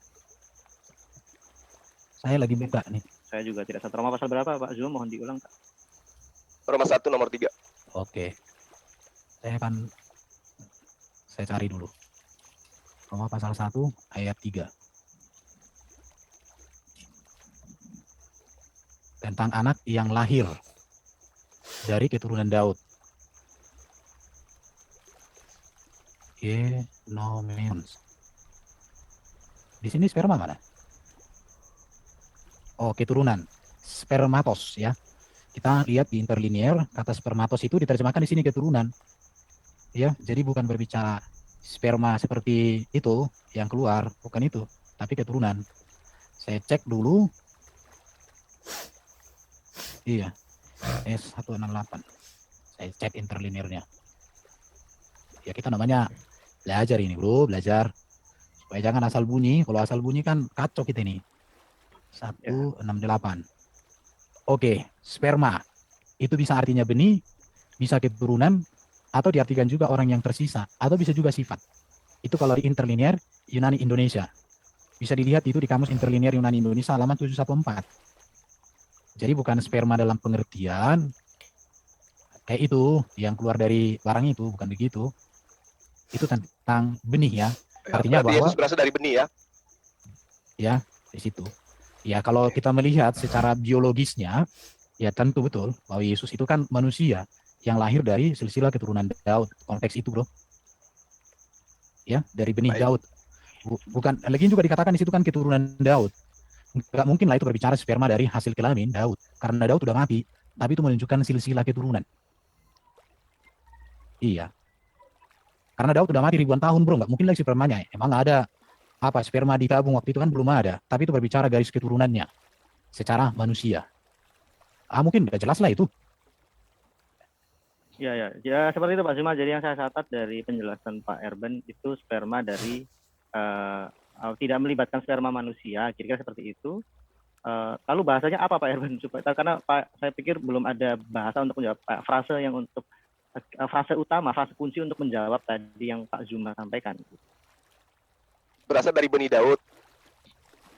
Iya, benih Daud di situ bukan berbicara, sperma di situ bukan berbicara itu. Iya, Bukan. kita Itu berbicara mengenai benih, iya, benih Daud. Oke. benihnya. Iya. Jadi artinya gini juga, memakai istilah itu untuk menunjukkan tentang sisi kemanusiaan Yesus itu. Memang betul Yesus kan lahir dari keturunan benih silsilah Daud. Bukan benih Daud karena Daud udah mati ribuan tahun. Oke, udah cukup, serasa, udah jelas. Ya, saya pikir sudah jelas Pak Zuma. Jadi ini memang tidak melibatkan tadi ya yang saya tangkap, yang saya catat tidak melibatkan benih manusia laki-laki, tapi itu dari, kalau saya mungkin membahasakannya, mohon izin ya, dari roh pekerjaan Allah, kira-kira seperti itu ya Pak Erwin mungkin ya. Ya, pekerjaan Tuhan lah itu, pekerjaan Roh Kudus, itu mujizat. Ya, sorry saya bukannya masuk substansi, maksud saya supaya kita beralih ke yang lain gitu. Ya. Ini masih ada tidak host waktunya? Kita sudah sejam atau lebih atau bagaimana nih? Masih 1 jam lagi, Pak. 1 jam lagi? Oh, luar biasa ya. Aku tanya dikit dong, aku ingin cross check, boleh moderator? Jangan bertanya akidah Islam ya, karena ini saya sih menjelaskan Kristen. Tanya apa Pak? Tadi Bro Juma di pembukaan tadi dikatakan Bapa nuzul jadi manusia. Bro Juma boleh nggak tunjukkan ayat Alkitab yang menjadi acuan Bro Juma ada ajaran Bapa nuzul jadi manusia? Ya tadi Anda sendiri yang menunjukkan bukan? Mengambil rupa manusia. Saya tanya sama Bro, Bapa nuzul jadi manusia, ada ayatnya enggak? Itu kalimatmu tadi saya catat di sini. Ya. Baru tadi ada lagi, pencipta nuzul jadi manusia. Ada enggak ayat ini di Alkitab? Pencipta nuzul jadi manusia? Iya. Ya, saya hanya membangun ya apa yang kemudian saudara utarakan. Bahwa yang namanya Tuhan pasti pencipta. Tapi ternyata kemudian ada yang turun dari surga menjadi manusia. Yang turun dari surga kan pemahaman Kristen itu adalah Tuhan. Yang saya tanya samamu itu ayatnya mana acuanmu berbicara. Jadi gini Bro. Sebentar Pak. Saya pikir begini. Kalau yang saya catat, saya tadi sedang menyimak Pak Erben lagi membahas yang mana. Saya pikir itu yang di opening speech Pak Zuma, yang di pembukaan Anda, saya juga catatan saya juga ada. Tapi gini saja Pak Erben, jadikan itu sebuah pertanyaan dan silakan Anda menjawab saja. Jadi jangan ditanyakan balik. Oke, ada beberapa. Oke, saya catat ini beberapa ada opening statementnya Bro Juma, kekeliruan Kristen tentang penyembahan kepada Yesus. Saya sudah pernah menjelaskan Bro, bahwa dalam konteks orang Yahudi pun raja disembah. Jadi penyembahan itu maknanya tidak hanya semata kepada sang pencipta Allah di surga, enggak. Tetapi konteks dan makna penyembahan kepada raja bukanlah konteks sama penyembahan kepada Allah. Bahkan Daud menyembah, dikatakan di situ. Istrinya Daud menyembah Daud. Apakah itu berbicara tentang Allah? Tidak. Jadi di sini pemahaman kita tentang kata menyembah itu yang harus lebih dimantapkan. Jangan hanya menyembah, kita pikir aneh-aneh aja gitu. Baru di Bilangan 23:19, baru tadi katakan Allah bukan manusia. Tidak ada di dalam ajaran Kristen mengatakan bahwa manusia Allah. Gak ada. Justru ayat ini kami telan bulat-bulat. Yesus yang manusia itu adalah firman-Nya Allah yang inkarnasi, yang mengambil rupa manusia. Baru tadi kalau Bapa lebih besar daripada Yesus, saya sudah jelaskan. Sudah jelas ya. Bapa lebih besar daripada semuanya, saya sudah jelaskan tadi. Baru kalau ini Yesus diberi kuasa, itu jelas. Makanya kami orang Kristen percaya bahwa Yesus juru selamat satu-satunya. Karena hanya kepada Yesuslah diberikan kuasa untuk mengampuni dosa, kuasa menjadi hakim, kuasa untuk menang atas iblis, atas dosa, atas maut. Itu jelas. Tidak ada orang Kristen yang menentang hal itu. Gitu ya. Baru dikatakan orang Kristen itu harus meminta kepada Allah. Memang kami meminta berdoa kepada Allah. Melalui perantaraan Yesus tidak masalah. Iya. Justru karena Yesuslah menjadi pengantaran itu, maka kami doanya pasti. Kenapa? Sedikit saya kasih tahu sama Bro. Dosa membawa manusia terpisah dari Allah. Tetapi Yesus datang menyelesaikan persoalan ini, maka di dalam Yesus kami didamaikan. Maka melalui Yesus kami langsung dekat. Karena Bapa sendiri yang memberikan jalan itu kepada kami. Kepada Yesus. Maka Yesus katakan, barang siapa meminta kepada Bapa dalam namaku akan diberikan. Tetapi juga kami langsung berdoa kepada Bapa juga bisa. Makanya kami berdoa, kepadamu ya Allah Bapakku yang di surga kami memohon. Di dalam Kristus Sang Juru Selamat, firman-Mu yang menjadi manusia kami berdoa. Amin, jelas. Di situ baru menyembah Bapa. Kami menyembah Bapa, Bro. Menyembah Bapa Sang Pencipta itu sebagai Allah kami. Tapi kami menyembah Yesus sebagai Mesias, Kristus kami. Karena dia adalah Tuhan dalam pengertian kurios, penguasa Mesias. Bukan bahwa kami ketika menyembah Yesus, dialah Bapa itu sendiri. Orang yang mengatakan Yesus adalah Bapa itu sendiri, itu pemahaman yang keliru, bro. Itu keliru, bro. Di situ ya. Jadi kami tidak mengatakan bahwa Yesus itu Bapa, nggak ada, bro ya. Baru di sini katakan Yesus menyembah kepada dirinya. Saya mau tanya sama bro, Yesus ada nggak dia mengatakan menyembah kepada dirinya? Nggak ada. Yesus menyembah kepada Bapa. Dan kami juga menyembah kepada Bapa. Dan kami sembah Yesus sebagai Mesias kami, sebagai Kristus kami. Bukan bahwa Yesus itu langsung jadi Bapa itu sendiri. Ini kekeliruan yang terjadi selama ini, sehingga kita menyampaikan sesuatu, tapi senjata kita ini moncongnya entah kemana. Berarti sembahan Anda ada berapa sembahan Anda? Berarti bro nggak memahami tadi konteks arti kata menyembah yang saya jelaskan. Iya, saya tanya kepada Anda. Nah, saya pikir Anda begini Pak Suma, jangan ada pertanyaan seperti itu karena justru itu menjadi muara polemik. Pertanyaan ada berapa sembahan. Jadi tadi Pak Erben sudah menjelaskan konteks penyembahan. Saya tegaskan dan saya catat bahwa penyembahan kepada Yesus dalam batasan ya ke kemesiasannya ya Pak Erben ya kalau tidak salah saya catat seperti itu. Jadi saya pikir tidak ada lagi nanti akan menjadi logical fallacy ketika Anda menanyakan ada berapa sembahan. Saya pikir masalah penyembahan ini sudah jelas oleh Pak Erben. Apakah Pak Zuma ingin beralih ke yang lain, Pak? Atau kalau Anda ingin menanggapi silahkan. Masalahnya gini, Bang. Di dalam 2 Raja-Raja 17:36, Yesaya 66:23, ya, Tuhan yang benar itu memang mengajarkan menyembah hanya kepada dirinya. Nah, sekarang Anda juga menyembah kepada Yesus, menyembah juga kepada Bapa. Enggak, Pak, sorry saya potong, Pak. Saya ulangi lagi. Pak Erben sudah menegaskan penyembahan kepada Yesus. Tadi Pak Erben saya catat dalam batasan kemesiasannya. Dan penyembahan kepada Bapa, ya kalau saya mencoba untuk menjembatani tentu kepada apa Pak Erwin, frase yang Anda ingin sampaikan. Supaya tidak ke pertanyaan itu lagi. Sebentar sebelum ke, sorry moderator dikit sama narasumber. Ini Akhi Zainal Arifin mungkin fotonya bisa diganti dulu sejenak. Karena aku mendapat beberapa komplain. Ada yang tersakiti. Ayo kita tunjukkan akhlakul karimah. Dan juga untuk moderator, jangan sopan-sopan banget. Ayo supaya seru malamnya. Harus kebenaran itu. Langsung aja TikTok. Enggak, bukan jadi ya, gini. Terima kasih, thank you. Kalau makasih Pak Kores. Jadi gini, kalau sorry Pak Irban. Jadi kita tidak berpolemik. Jadi memang kalau sedikit membosankan bagi Anda yang menyukai polemik di luar sana ya silahkan. Tetapi ketika saya dimintai moderator, tentu saya bilang ke Pak Irban tetap objektifnya adalah kita membantu orang teman-teman di luar sana mempunyai literasi lintas iman yang baik. Silakan Pak Irban. Oke. Ya, ini aku sebentar, aku ini lagi. Ini ke moderator bukan ke narasumber. Karena begini, kalau misalnya apa yang ditanyakan itu mewakili apa yang ada di viewer juga gitu. Ini belum dapat banget gitu loh. Karena biasanya baik dari Kristen maupun Islam. Fokusnya kepada pertanyaan Pak Zuma, Pak. Jadi jangan dicampur adukan dengan netizen. Jadi netizen bisa belajar dari pertanyaan Pak Zuma dan bisa mengambil informasi dari apa yang Pak Zuma dan Pak Erben. Itu dia, pertanyaannya udah jelas banget. Cuma jawabannya harus jelas juga gitu. Kadang kurang memuaskan. Jadi biarin aja ditanya sampai tajam gitu loh. Oke, kita akhiri aja. Akhiri aja. Jangan begini. Pak Kores, ini kan kita investasi ke depan untuk hal-hal yang baik gitu ya.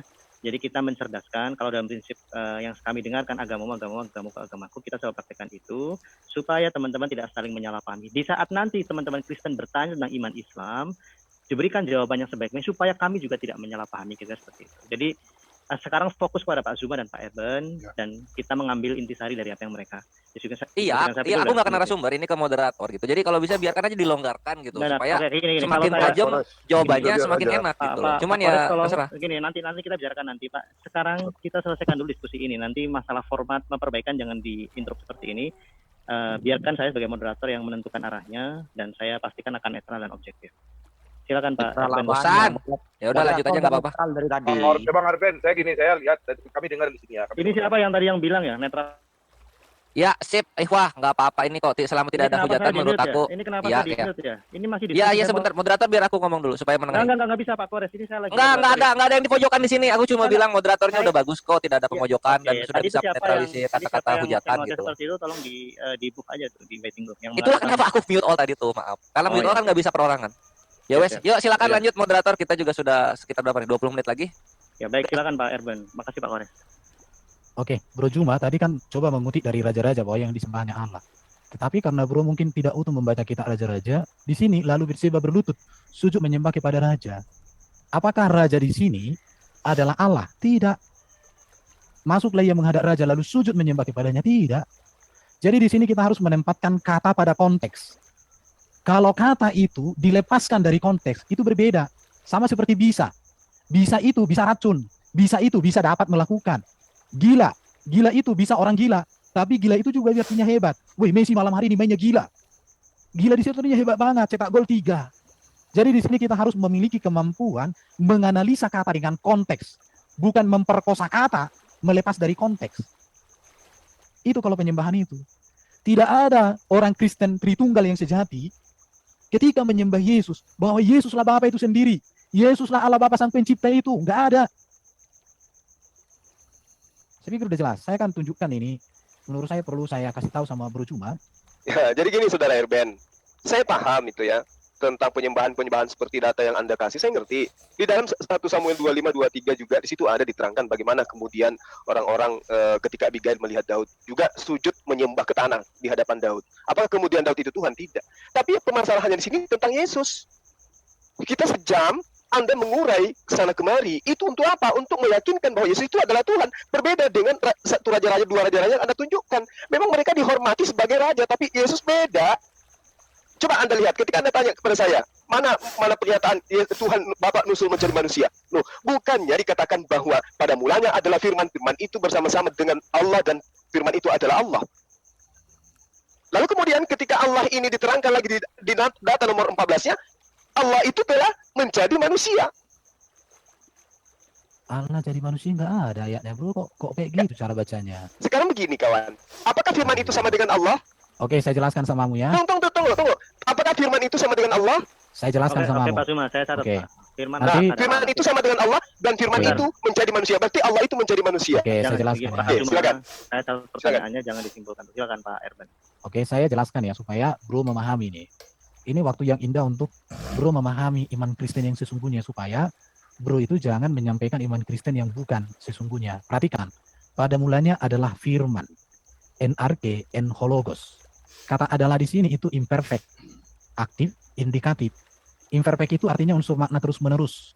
Aktif itu sedang berlangsung, indikatif itu kenyataan. Baru kalau di sini pada mulanya itu kata mulanya di sini kata benda, bentuk feminim tunggal objek. Jadi kalau dilihat teks Yunani, maka kalimat pada mulanya adalah firman diartikan di dalam permulaan ada itu firman. Ada dan terus menerus ada dan nyata. Firman itu sudah ada dan terus menerus ada di dalam permulaan. Itu kita lanjut di kalimat berikut. Dan itu firman bersama-sama Allah. Kai hologos en prostontheon. Dan itu firman sudah ada, terus menerus nyata bersama itu Allah. Jika kalimat kedua ini dipadukan dengan kalimat pertama, maka tepat diartikan bahwa firman sudah ada dan terus menerus ada dan nyata sejak dari permulaan, yaitu di dalam diri Allah. Itu jelas. Jadi belajar saya tentang Alkitab seperti ini, Bro. Jadi saya berterima kasih hari ini bisa menyampaikan ini samamu. Besok-besok jangan lagi omongkan yang bukan iman Kristen. Dan Allah adalah itu firman, kai theos en hologos. Di sini kata adalah di sini dengan kata bersama-sama, dengan kata adalah, ini ada adalah bersama-sama, adalah ini bersama-sama, ini semua itu dari kata ini. Dengan apa ini nih? Lihat. Ini emi. Ada 3 kata emi di situ. Oke. Jadi yang kedua itu, nih, firman itu nyata, ada, berada, tinggal, sedang ada, dan terus menerus ada di dalam diri Allah. Jadi firman itu adalah Allah, bukan artinya begini, aku adalah Juma adalah aku, bukan gitu. Firman itu adalah artinya Allah, bahwa di dalam Allah ada firman. Karena firman ada di dalam diri Allah, maka firman adalah Allah. Karena sesuatu yang ada di dalam diri Allah adalah Allah. Allah dengan firman-Nya tidak terpisahkan. Satu, itu maksudnya di situ. Saya pikir ini penjelasan sudah sangat sederhana. Supaya Oke. jangan Saya tanggap Silakan. boleh? Boleh, silakan. Terima kasih atas penjabaran Anda. Yang Anda jabarkan itu adalah firman, sifat yang melekat pada diri Allah. 2 poin yang saya tangkap. Firman itu terus-menerus ada di dalam diri Allah. Kedua, Allah dan firman tidak pernah terpisah. Berarti firman tidak ada pada diri Yesus. Firman ada pada diri Allah. Karena firman tidak bisa keluar daripada Allah. Firman itu terus-menerus ada di dalam diri Allah. Jadi dia tidak bisa berubah wujud menjadi manusia. Makanya saya katakan, firman itu bukan Yesus. Kalau diterangkan pada mulanya adalah firman, firman itu bersama-sama dengan Allah dan firman itu adalah Allah. Oke, saya sepakat itu. Tapi berbicara mengenai Yesus yang manusia, bukan firman yang unyu-unyu berubah menjadi manusia. Karena menurut Anda, firman itu terus-menerus ada di dalam diri Allah, Allah dan firman tidak pernah terpisah. Tapi kalau Anda kemudian mengatakan, firman menjadi manusia, ya, firman itu telah menjadi manusia, Berarti firman sudah berpisah dengan Allah. Karena Allah tidak ada sisi kemanusiaan pada dirinya. Sementara Anda menerangkan firman itu terus-menerus ada di dalam diri Allah. Ternyata firman itu keluar dari dirinya dan berada di dalam diri manusia bernama Yesus. Apakah itu benar? Oke ya, berarti bro Silakan. belum menangkap yang saya jelaskan. Saya bahasanya sangat sederhana. Yang tadi yang saya jelaskan itu kan tentang posisi firman di dalam diri Allah. Sekarang saya masuk ke ayat 14. Firman itu yang ada di dalam diri Allah itu menjadi manusia, mengambil rupa manusia melalui kelahiran dari rahim perawan Maria. Saya kasih gambaran tadi sama bro. Ketika Allahnya bro menyampaikan firman melalui Jibril, ditulis dalam kitab Quran, maka Quran itu dipandang sebagai firman Allah. Apakah Allah bro kehilangan firman? Kan tidak juga bro. Itu hanya sebuah paralelisme aja sih, supaya agak bisa berpikir. Saudara Tetapi Eben, mohon sebentar. maaf, moderator. Sebentar Iya. Pak, ya saya boleh lah. Yang penting paralelismenya jangan terlalu berlebihan. Tapi nanti silakan diklarifikasi oleh Pak. Perhatikan ya. Oke. Jadi firman itu firman yang tidak terlihat mengambil rupa manusia supaya terlihat melalui perantaraan rahim perawan Maria. Jadi yang transenden menjadi imanen. Nah, itu tadi bahasanya sudah jelas sebenarnya tadi. Dari awal ini kembali ke belakang-belakang.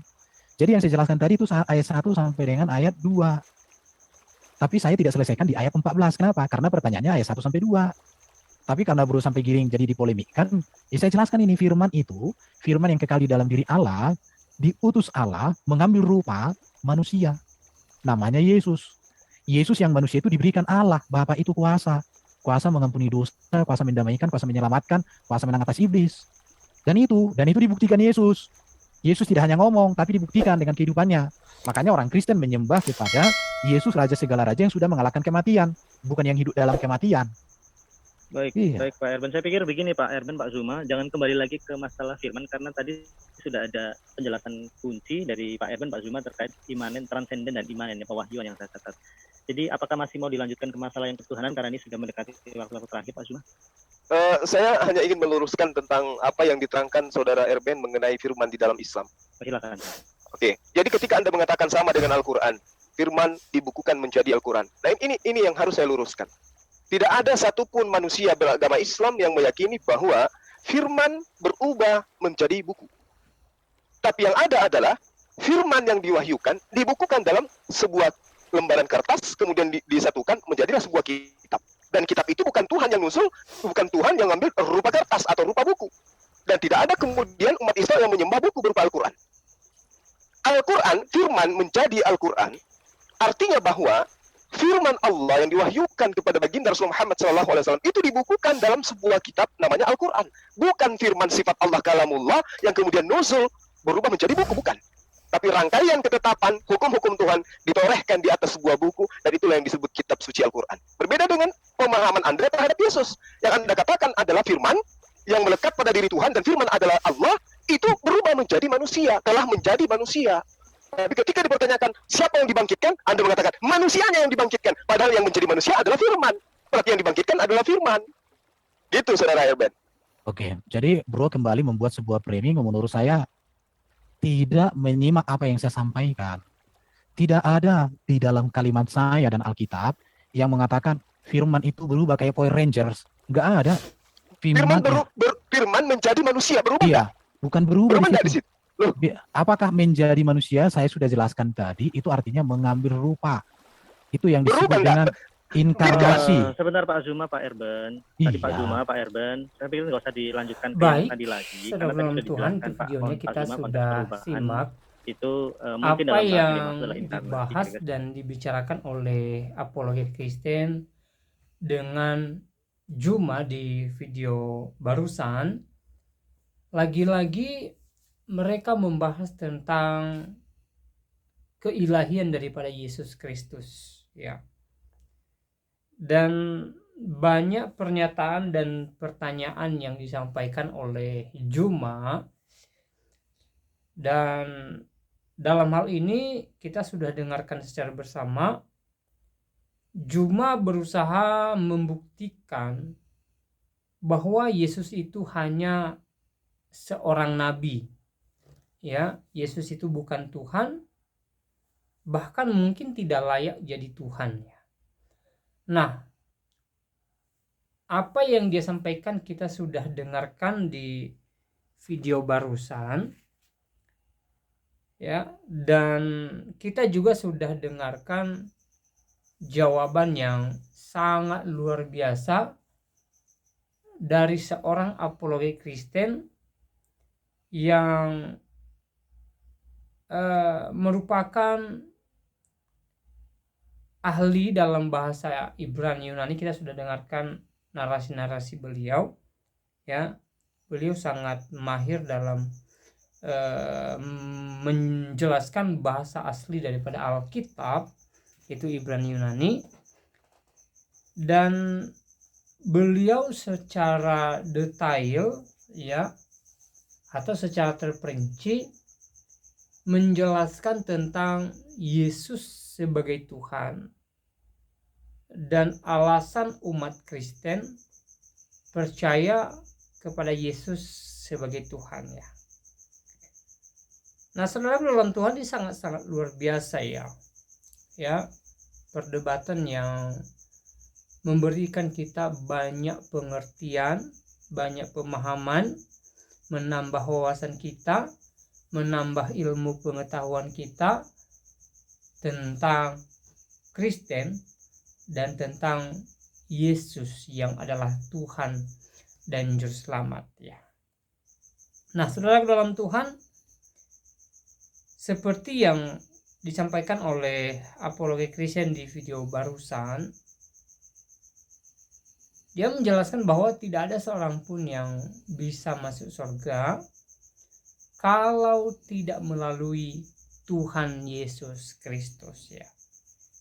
Dan saya katakan bahwa itu sesuai dengan apa yang ditulis di dalam Alkitab, ya, di mana Yesus sendiri mengatakan bahwa, ya, tidak ada seorang pun yang bisa datang kepada Bapa kalau tidak melalui Yesus sendiri, ya.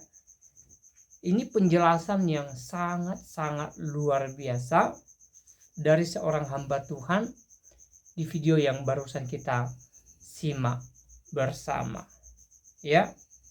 Dan apa yang beliau sampaikan tentu itu merupakan inti daripada iman kita sebagai orang Kristen, di mana kita percaya bahwa Yesus Kristus satu-satunya juru selamat dalam kehidupan kita.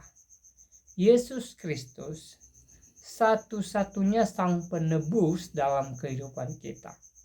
Yesus Kristus satu-satunya jalan menuju surga di dalam iman kita sebagai orang Kristen, ya.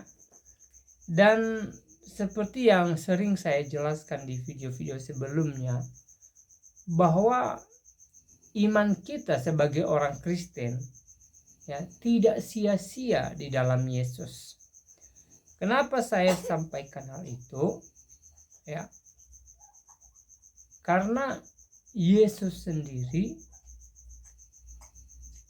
memberikan kita kepastian bahwa kita yang hidup di dalamnya, kita yang percaya bahwa Dia adalah Tuhan dan Juru Selamat, dan juga kita yang menghasilkan buah sesuai dengan anugerah Tuhan yang telah kita terima secara cuma-cuma, maka kerajaan sorga kelak menjadi bagian kita, menjadi milik kita, saudara dalam Tuhan, ya. Yesus sendiri memberikan sorga bagi orang yang percaya kepadanya. Yesus sendiri yang menyediakan, dan itu pemberian yang sangat tidak terhingga nilainya, ya. Ya, itu pemberian yang melampaui segala apa yang ada di dunia ini, ya. Nah, saudara dalam Tuhan, ini sangat luar biasa, ya. Karena kenapa? Di dunia ini kita sementara adanya Mazmur pasal 90 ayat 10 mengatakan bahwa umur kami 70 tahun. Kalau lebih, kebanggaannya adalah sakit penyakit. Artinya bahwa di dunia ini ya bukan tempat kekal bagi kita, tetapi tempat kekal bagi kita yaitu di dalam kerajaan sorga kelak. Dan Yesus memberikan kepastian akan hal itu, bahwa kita yang percaya di dalam namanya pasti mendapat tempat di tempat yang Ia sediakan bagi kita, yaitu kerajaan sorga. Ya, itu merupakan pengharapan iman kita sebagai umat Kristen. Jadi mari kita tetap berpegang teguh di dalam Yesus. Mari kita tetap percaya bahwa Yesus Kristus jalan menuju sorga bagi kita, ya. Karena kita imani, kita percaya bahwa hanya Yesus yang pernah memberikan kepastian bahwa orang yang percaya kepadanya pasti masuk surga. Di dalam Injil Yohanes pasal 14 dan juga di dalam kitab lainnya. Nah, saudara dalam Tuhan, selebihnya seperti apa tanggapan saudara? Silahkan tulis di kolom komentar, ya. Tuliskan komentar yang baik, yang positif, terutama komentar-komentar yang memuji, memuliakan nama Tuhan di atas kerajaan surga, ya. Dan jangan lupa tekan tombol like dan juga share atau bagikan video ini supaya menjadi berkat bagi banyak orang. Tuhan Yesus memberkati kita semua. Shalom.